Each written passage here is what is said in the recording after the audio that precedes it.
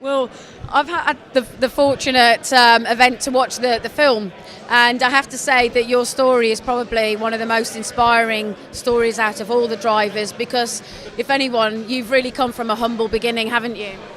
Well, yes, I think the only thing about my story is different is that I came from the town which is abandoned right now. So I don't know if it makes any difference to being a Gymkhana Grid driver, but in overall, probably yes. Did you have any hesitation in being a part of the documentary?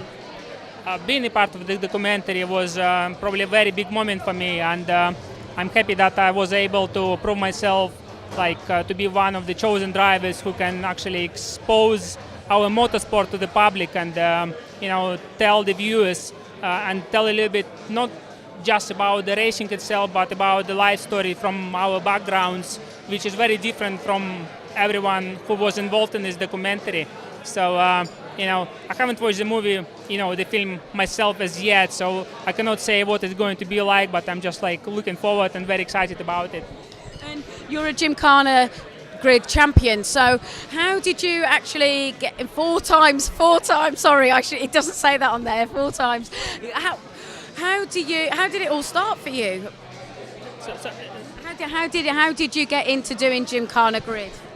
I went into the Gymkhana Grid by one of the invitations, which was for back in 2012 qualifying rounds, which I won, and following finals, which I won as well in the all-wheel drive class.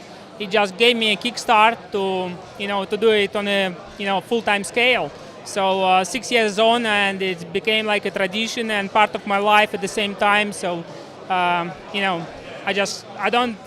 cannot think myself of the life without the Gymkhana Grid. As simple as that. It's just very addictive as well. So. I was going to say, because can you tell us something of the adrenaline rush that you must be going through when you're actually in the car and actually in the race and performing all the tricks?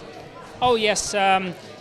While you race, you get so much excitement and so much adrenaline rush, and it's just probably the way to expose your feelings on a particular track, and in combination with a well-set car, you just can show, here it is, this is what I am. And I think that's what's nice as well, is that people can be who they are. It doesn't matter what their background is, men, women.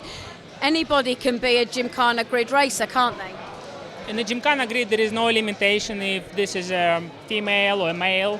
As long as you've got that something inside of you which drives you and drives you very, very crazy, then you just can sit, behind the wheel and put your foot down and then just show them what it can do. Can you tell us a little bit about the relationship that you have with your car, because that's got to be something special? My current car, which is Subaru Impreza, made by Scooby Clinic, I would say it's like my little sister. I cannot even say that it's my partner, because it's even more than that.